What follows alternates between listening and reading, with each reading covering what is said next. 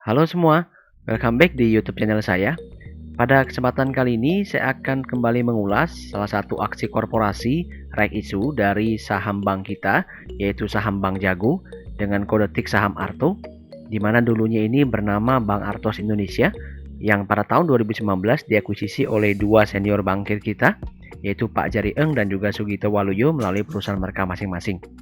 Saya harapkan ulasan ini dapat menjadi guidance yang baik ya, khususnya bagi teman-teman yang ingin menebus Raisu Arto ataupun malah ingin membeli hak Raisu tersebut atau malah ingin menjual hak Raisu daripada Arto tersebut ya. Silahkan simak ulasan video ini dari awal hingga akhir.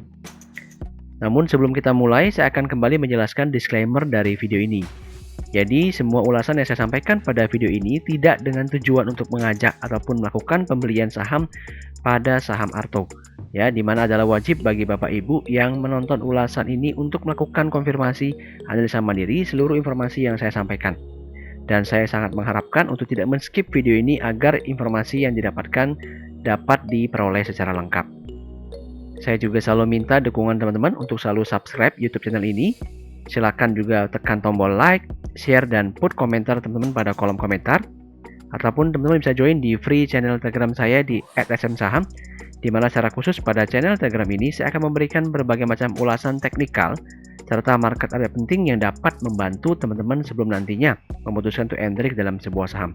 Untuk link join channel ini ada pada deskripsi video ini. Oke, sekarang kita akan mengulas terlebih dahulu untuk mengetahui terlebih dahulu apa itu skema dan tujuan daripada reissue Bank Jago ya, untuk menilai prospeknya seperti apa. Jadi bicara skema reissue-nya, yaitu sebanyak-banyaknya 3 miliar lembar dengan nilai nominal Rp100 dengan rasio reissue 579 saham lembar lama akan mendapatkan 160 hak reissue Arto ya, jadi 160 lembar. Di mana harga penembusannya adalah di 2.350 dengan dilusi pemegang saham maksimum adalah sebesar 21,65%. Artinya jika teman-teman tidak mengeksekusi hak reissue tersebut, maka akan terdilusi 21,65%. Dengan total target dana sebanyak-banyaknya yang diperoleh adalah 7,05 triliun. Ya, dari sisi harganya, harga tebusnya 2.350 dan dilusinya hanya maksimum 21,6%. Ini sebenarnya offering yang menarik ya, offering yang wajar ya. Kenapa menarik? Karena harganya sangat rendah sekali dibandingkan harga saat ini. Seperti itu. Dan kalaupun tidak dieksekusi, jika teman-teman mungkin kekurangan modal, ya tidak terlalu bermasalah gitu ya.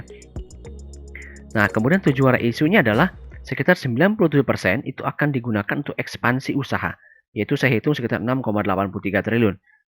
Kemudian sekitar 2% untuk pengembangan investasi di infrastruktur IT mereka, dan 1% itu digunakan untuk pengembangan SDM. Ya, jadi benar-benar ini digunakan untuk ekspansi. Jadi ini merupakan sebuah cerita ataupun prospek yang bagus ya. Jelas prospek yang bagus untuk Bank Jago ke depannya. Ya, karena dana ini cukup besar ya, digunakan untuk ekspansi usaha. Jadi saya cukup yakin dengan melihat komposisi yang dimiliki oleh manajemen, ya harusnya Bank Jago nanti ke depannya akan bisa dikembangkan menjadi lebih cepat lagi pertumbuhannya. Ya, jadi harusnya di ke depannya pasti akan bagus sih dengan strategi seperti ini. Nah, kalau dilihat tujuan yang mereka informasikan ke publik ya, jadi sebenarnya tujuan utamanya daripada Bank Jago ini dari tahun ke tahun sejak diakuisisi adalah ingin menjadi bank buku 3 di tahun 2021. Ya, artinya memang salah satu agenda reissue ini adalah untuk mencukupi kebutuhan modal mereka itu. Karena kalau bank buku 3, kalau saya tidak salah itu minimal modal intinya adalah di atas 5 triliun. Jadi dengan melakukan aksi korporasi reissue, otomatis modal inti mereka ini dapat terpenuhi. Seperti itu. Kemudian informasi lainnya yang bisa saya sampaikan ya. Jadi dilihat daripada pengendali perusahaan yaitu PT MEI, DKAB sama WTT, itu ketiganya memberikan komitmen ya. Di mana masing-masing berbeda ya komitmennya. Yaitu PT MEI itu memberikan komitmen sebesar 3,7% ya. Jadi dari hak reissue mereka yang akan mereka tebus, dan sisanya nanti akan dijual kepada GIC. Ya, kemudian PT DKAB juga menyatakan komitmen mereka sebesar 84% ya, yaitu senilai 1,316 triliun itu akan dieksekusi oleh mereka, dan sisanya nanti akan dijual kepada GIC. Ya, namun PT WTT sendiri yang memegang saham 13,35% itu menyatakan hanya akan mengeksekusi 42% daripada hak reissue mereka, dan sisanya itu belum diinformasikan akan diberikan atau dijual kepada siapa. Nah, sedikit mengulik mengenai PT GIC teman-teman ya. Ini juga sebuah perusahaan yang besar sekali ya. Kalau saya cari tahu informasinya, GIC Private Limited adalah merupakan sebuah perusahaan yang berasal dari Singapura. Jadi sebenarnya perusahaan ini modelnya seperti SWF teman-teman semua ya. seperti SWF Indonesia, jadi lembaga pengelola investasi, yang menyatakan best effortnya, komitmennya untuk melakukan pembelian atas penjualan HMETD milik PT MEI dan juga DKAB sebanyak-banyaknya 3,15 triliun. Jadi kalau kita hitung-hitung itu akan menghabiskan dana 2,6 triliun untuk PT MEI, 250 miliar untuk DKAB untuk saham untuk hak RAISU mereka, dan sisanya 250 miliar ini belum tahu nih, belum digunakan untuk siapa. Kalau boleh saya logikakan sih harusnya ya mereka membeli saham bagian daripada PTT ya jika ingin memperbesar porsi kepemilikan sahamnya. Jadi sebenarnya aksi RAISU ini juga menjadi jembatan ya, menjadi jalan masuknya GIC Private Limited dalam pemegang saham daripada Bank Jago, seperti itu. Ya, dengan pembeli siaga adalah PT Trimega Sekuritas Indonesia Tbk. Jadi ya kalau misalkan tidak terserap semuanya ya nanti siap-siap dibeli oleh PT Trimega. Sedikit komentar mengenai GIC ini ya. Otomatis dengan masuknya GIC ya harusnya bayangan saya sih perusahaan ini benar-benar akan dikembangkan sih ya, harusnya nih investor-investornya serius ya. Tentu GIC akan mengharapkan imbal hasil yang lebih tinggi lagi ya dari pembelian mereka di saham Bank Jago pada harga saat ini ya. Dengan melakukan penebusan di 2.350 ya mereka sudah jelas harganya besar sekali seperti itu ya. Nah, jadi mereka pasti akan terus mungkin akan long stay di sini dan otomatis akan membantu perkembangan Bank Jago ke depannya ya supaya bisa growth dengan lebih cepat. Jadi kalau dilihat dari pada komposisi pemegang sahamnya ini cukup banyak institusi teman-teman semua ya. Jadi makanya secara umum saham-saham yang dipegang oleh banyak institusi maka itu akan lebih atraktif seperti itu ya, karena akan terjadi banyak jual beli ya. Dan menariknya masyarakat juga memiliki saham PT Bank Jago ini itu sebesar 26,41% seperti itu ya. Nah, jadi kalau dilihat nanti ini akan masuk sebagai pemegang saham baru yaitu PT GIC Private Limited dan juga pembeli siaga yaitu PT Trimega ya, nanti jika ada yang tidak mengeksekusi hak RAISU mereka seperti itu. Jadi akan cukup ramai komposisi pemegang sahamnya, tapi ini orang-orangnya pada serius semua nih, pemegang sahamnya serius semua ya. Sedikit cerita mengenai PT Dompet Karya Anak Bangsa yaitu PT GoPay seperti itu ya, yang dimiliki oleh Gojek. Jadi Gojek secara tidak langsung juga memiliki saham di Bank Jago. Ya, jadi memang ceritanya ini sangat menarik ya, sehingga membuat harga sahamnya juga bergerak naik lebih tinggi. Ya, namun kalau boleh saya komentar sedikit, sebenarnya kalau dilihat ya, ini dimiliki oleh senior bankir kita. Jadi mereka sudah paham sih strategi bursa saham seperti apa gitu ya. Jadi memang harga sahamnya diangkat terus ya, mungkin akan terus didorong naik sampai pada harga tertentu dirilislah penebusan daripada RAISU mereka. Nah, kalau diperhatikan nanti akan dilihat pada slide berikutnya, itu sebenarnya harga teoritisnya tidak berbeda jauh nih dengan harga penutupan. Jadi memang pintar sekali appointmentnya ya. Jadi harganya tetap tinggi di atas sehingga memang mendorong sebenarnya untuk masyarakat itu mengeksekusi ya, karena memang mereka membutuhkan modal tersebut seperti itu. Nah, dilihat daripada jadwalnya ya, come date hak RAISU Arto terjatuh pada tanggal 4 Maret 2021. Jadi memang pada tanggal 5 Maret kemarin di Jumat lalu itu sudah tereksekusi dengan harga teoritis. Ya, hitungannya adalah 9.205 namun dibulatkan sesuai dengan fraksi harga mereka di 9.200. Nah, menariknya opennya adalah 9.300 ya, berarti ini diapresiasi oleh pelaku pasar ya pada memburu saham ini dengan high di 10.500 dan low di 9.275 tapi close di 9.500 ya. Dan kalau dilihat jadwal perdagangan ini adalah mulai dibuka ya untuk Arto Right-nya adalah di 10 sampai 17 Maret seperti itu ya. Kalau saya boleh perkirakan seperti yang saya sebutkan tadi sebelumnya ya, harganya kemungkinan besar akan bergerak saja ya, bergerak kurang lebih di area 9.200 sampai 10.500 seperti itu ya, dijaga akan tidak terlalu bergerak naik sampai selesai masa perdagangannya ya. Kenapa seperti itu ya? Pertama adalah agar masyarakat lebih ingin menebus harga RAISU mereka seperti itu ya, akan lebih menebus hak daripada RAISU Arto ini seperti itu. Jadi tidak akan istilahnya dibiarkan bergerak terlalu tinggi ya, karena pada dasarnya ini sudah naik tinggi, jadi sudah diberikan upside yang lebar nih ya. Jika ditebus di bawah otomatis pasti akan bisa mendapatkan gain dengan menjual di atas seperti itu ya. Jadi secara harganya memang sudah menarik ya. Nanti mungkin after RAISU-nya selesai, semuanya wacana mereka, plan mereka sudah berjalan, baru mungkin nanti harga sahamnya akan kembali naik seperti itu ya. Jadi ini kurang lebih yang bisa saya berikan dalam skema pergerakan harga RAISU Bank Jago ya pada perdagangan minggu depan seperti itu. Nah, jika dilihat kilas baliknya ya, kinerja keuangan teman-teman semua ya, ini memang kalau kita perhatikan sudah sempat dilakukan namanya penambahan modal juga ya melalui RAISU 1 yaitu pada tanggal 14 April 2020 di mana pada saat itu dilakukan penambahan modal itu sebesar 1,34 triliun. Ya, jadi tujuan mereka pada tahun 2020 adalah menjadi bank buku 2 dan itu sudah berhasil ya dengan menambah modal inti ke 4 triliun seperti itu. Nah, jadi dilihat di laporan keuangan ini memang sudah ada pencatatannya ya. 9,65 miliar lembar ini itu adalah pencatatan penambahan saham pada waktu itu. Seperti itu ya. Nah, yang ingin saya soroti adalah ketika dia lakukan isu pada kesempatan yang kedua ini ya, pada perhitungan performanya maka akan menjadi per tanggal 30 September 2020 ya, berdasarkan laporan keuangan Q3 ini, itu ekuitas netonya akan naik menjadi 6,46 triliun ya. Jadi ini memang memenuhi syarat untuk menjadi kategori bank buku 3 ya, naik bukunya menjadi bank buku 3 seperti itu ya. Sedikit menjadi sorotan saya adalah ini memang saldo defisitnya masih tinggi sekali ya, artinya memang perusahaan ini masih merugi teman-teman semua ya. Dan dengan adanya wacana daripada OJK untuk merilis syarat modal inti bank digital sebesar 10 triliun ya, yang ditargetkan akan dirilis pada semester 1 2021, saya rasa sih kedepannya masih akan ada lagi aksi korporasi yang lain seperti itu ya, yang mungkin akan direncanakan oleh Bank Jago. Ini dilihat daripada persyaratan modal inti untuk bertransformasi menjadi bank digital seperti itu ya, yang dibutuhkan adalah sebesar 10 triliun. Jadi mungkin ini modalnya masih kurang ya, mungkin seperti itu. Jadi mungkin ada kesempatan lagi bagi Bank Jago untuk melakukan aksi korporasi berikutnya. Ya, kita belum tahu ya. Ini hanya asumsi saya saja berdasarkan kondisi kinerja keuangan mereka.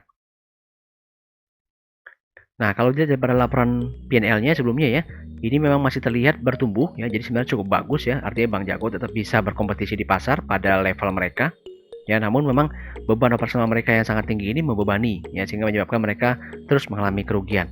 Jadi sebenarnya diharapkan dengan adanya penambahan modal ini melalui isu, mereka bisa terus berkembang ya, mereka bisa terus berekspansi tanpa perlu membebani lagi penambahan beban operasional ya kan, karena memang arahnya adalah ke bank digital, jadi tidak akan banyak pembukaan cabang seperti itu ya, bahkan tidak ada cabang kalau untuk bank digital.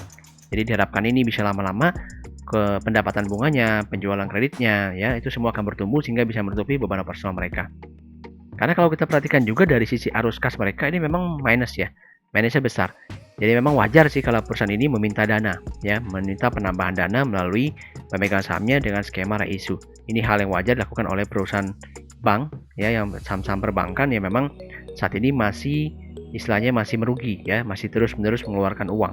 Ya, mereka harus dapatkan dulu kestabilan, mereka harus bertumbuh dulu pada level tertentu sehingga mereka bisa stabil, bisa generate profit. Nah, nanti baru bisa memberikan imbal hasil kepada pemegang sahamnya. Ini sesuai dengan kebijakan dividen yang mereka rilis ya. Jadi itu maksimum adalah 30% dan paling cepat di tahun 2023 ya, dengan catatan mereka harus surplus laba dulu teman-teman semua ya. Harus surplus dulu kasnya. Ya, jadi bagi teman-teman yang mengharapkan dividen daripada Bank Jago sebenarnya sih nggak akan ada sih dalam waktu pendek ya. Jadi benar-benar diharapkan saja bahwa perusahaan ini bisa bertumbuh dengan bagus sampai nanti akhirnya dia bisa laba, harus kasih bisa positif, baru nanti dia bisa memberikan dividen. Ya, jadi dalam hal dividen, dalam hal EPS ini tidak berpengaruh apa-apa sih ya.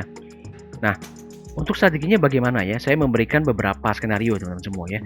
Jadi skenario pertama adalah jika teman-teman yang ingin membeli Arto Right ya. Jadi mungkin bagi teman-teman yang belum punya saham Arto, otomatis tidak memiliki hak daripada Arto Rights-nya, ingin membeli di pasar sekunder ya, pada perdagangan minggu depan di pasar tunai ya. Jadi ini skenario sebagai berikut ya. Jangan bingung melihat angkanya ya. Jadi ini skenario saya asumsikan ya, berdasarkan penutupan di 9.500, harga tebusnya 2.350.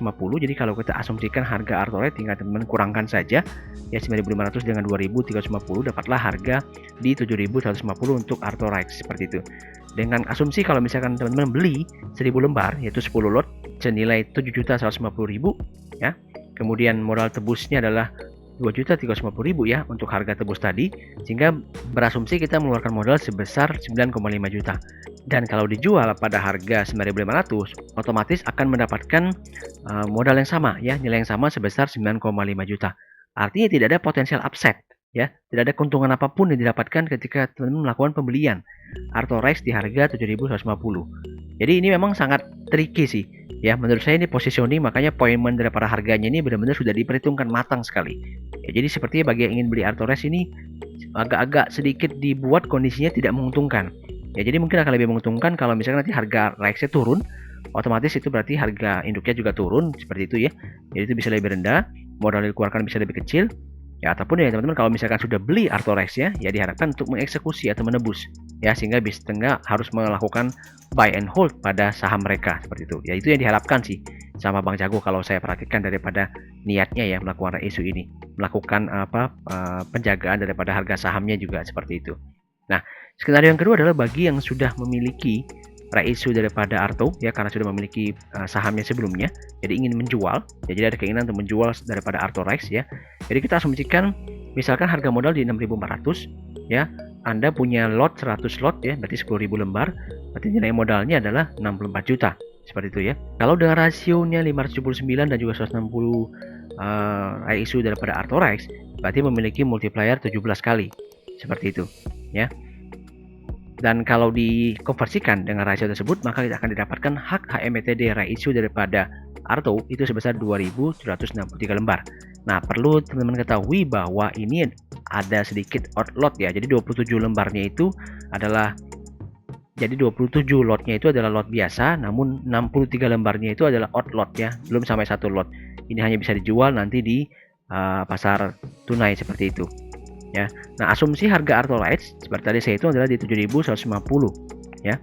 Otomatis total jual Arthrex itu kita dapatkan ya. Jadi teman-teman akan dapatkan haknya itu kalau kita kalikan menjadi 19.358.000 ya. Kurang lebih seperti itu. Jadi kalau potensial gainnya REIT itu dijual di pasar, maka akan langsung dapat gain sebesar 30,86%. Ya, dengan catatan ini nanti akan ada yang beli ya seperti itu ya. Tapi kalau dari skenario tadi kan pasti ada yang beli itu PT GIC kan, dia yang akan beli dari masyarakat seperti itu kalau misalnya ada yang menjual.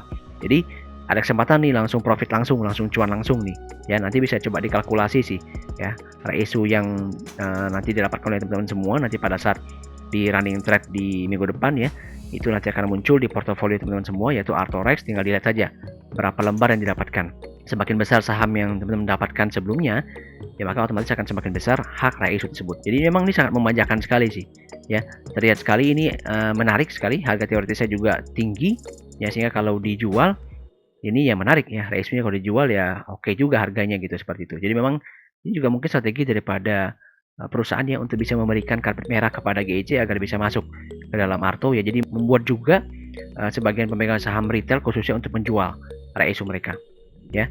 Nah, strategi yang ketiga yaitu jika teman-teman ingin menebus ya, menebus daripada hak Arthrex teman-teman semua ya, dengan asumsi yang sama dan harga tebus yang sama. Modal tebusnya adalah berarti 6,49 juta ya.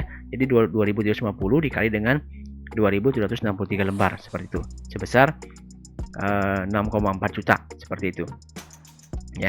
Nah, dengan average price, jadi kalau teman-teman menebus harga isunya, otomatis average price teman-teman akan menurun ya. Kalau misalkan harga modalnya di 6.400, maka average price-nya saya bulatkan itu menjadi 5.500 ya. Kalau ini dijual di last price ya, asumsi kita adalah 9.500 ya, jadi itu bisa terus bergerak. Nanti tinggal disesuaikan saja sama perhitungan teman-teman nanti pada saat berjalannya harga perdagangan daripada Bang Jago. Misalkan kalau 9.500, maka potensial upside kita dapatkan 72,7% ya. Artinya dengan total modal yang dikeluarkan dinilainya sebesar 70,4 juta, maka teman-teman kalau jual di 9.500 ya, setelah melakukan penebusan isu tersebut, maka mendapatkan kurang lebih 121 juta. Jadi keuntungan potensial gainnya bisa langsung 50 juta. Maka ini cukup menarik nih teman-teman semua ya. Jadi kalau ditebus kemudian nanti dijual, ini juga cukup menarik. Jadi ini sebuah skenario yang bagus. Kalau saya pribadi, kalau saya punya saham Arto, saya akan pilih skenario yang ketiga ya, karena bagi saya hitung-hitungannya jauh lebih menguntungkan. Jadi sangat tergantung harga yang teman-teman miliki, yaitu ada di level berapa. Itu berpengaruh terhadap strategi kita ya. Tinggal dibandingkan saja ya, antara skenario 1, skenario 2 sama skenario 3. Silahkan diputuskan. Nah, sebagai penutup saya ingin memberikan komentar sedikit mengenai valuasi Arto ya. Berdasarkan data harga yang saya dapatkan pada saat video ini saya buat, yaitu di level 9.500, ini terus terang valuasi Arto ini udah sangat-sangat amazing teman-teman semua ya. Dengan PE ratio di minus 331 kali, artinya perusahaan masih terus merugi yang sangat besar sekali. PBV 84 kali, PSR 1000 kali ya, di atas 1000 kali, dengan market cap sekarang 130 triliun jika nanti isu ini setelah selesai dilaksanakan. Artinya ini bahkan lebih besar daripada market cap BBNI yang saat ini tercatat di atas 111 triliun. Luar biasa ya. Ya, sebuah bank yang tadi kecil sekali sekarang mendadak menjadi sangat besar sekali dalam waktu yang sangat singkat. Jadi sebenarnya ini sebuah nilai yang tidak masuk akal sih teman-teman semuanya. Saya boleh berkomentar ya. Jadi di luar daripada kompetensi saya nggak bisa menyebutkan bahwa Bang Arto ini layak investasi. Bagi saya sih tidak layak investasi. Saya harus ngomong di video ini ya. Karena secara valuasi ini benar-benar tidak bisa kita raba ya. Mungkin benar-benar di luar daripada kompetensi kita yang secara umum mempelajari tentang value investing. Jadi benar-benar di luar itu. Ya mungkin ada satu skenario lain, ada satu pemikiran lain, ada satu model valuasi lain yang bisa menjawab ini. Tapi kalau tidak sekarang, dilihat modelnya, ya ini benar-benar hanya murni story. Ya karena story-nya menarik, akan menjadi bank digital pertama di Indonesia gitu kan, yang branchless ya, yang dimotori oleh senior banker yang sangat berpengalaman. Jadi ekspektasinya ini akan wah nanti ke depannya. Ya nanti tinggal kita lihat saja sih ceritanya bagaimana. Ya, namun memang market itu memang tidak rasional teman-teman semua ya. Jadi dia akan selalu bergerak sesuai dengan hanya ekspektasi. Ya, nah kalau sekarang ini ekspektasinya Bang Jago ini sangat bagus ke depannya, ya sehingga harga sahamnya bergerak terus. Jadi kalau boleh saya sarankan ya pakailah rencana ataupun strategi trading, jangan strategi investasi di saham ini ya. Karena memang akan sangat berbahaya sekali. Kita belum tahu nanti ke depannya apakah benar saham Bang Jago ini bisa bertahan ya. Menurut saya, perusahaan seperti BBNI yang sudah sangat mature, tentu kanal digitalnya akan lebih mature daripada Arto ya. Bagaimana Arto ini bisa melawan itu? Nah, segmen apa yang mau mereka ambil ya? Karena pasti itu akan dihantam juga oleh bank-bank konvensional yang sudah besar.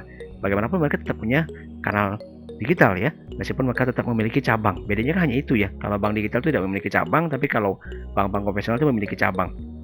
Tapi tentu kanal digital mereka akan sangat kuat ya. Bagaimana bank ini bisa menghadapi itu, bisa menghadapi kompetisi itu, ranah apa atau segmen mana, atau bagaimana strategi mereka yang bisa mengambil poin tersebut, itu yang kita tunggu ya. Itu hal menariknya. Namun sepertinya karena ekspektasi ini terlalu luar biasa ya, mungkin ada invisible hand yang mengangkat harga saham Bang Jago. Oke, demikian sharing dari saya, demikian informasi dari saya. Semoga bisa memberikan guidance yang baik, khususnya bagi teman-teman yang memang saat ini mungkin memiliki saham Arto yang menonton video ini. Ya silahkan diputuskan, silahkan dipikirkan matang-matang mana skenario yang teman-teman mau ambil ya, dengan perhitungan teman-teman semua. Oke, terima kasih atas waktunya. Thanks for watching dan see you in the next video.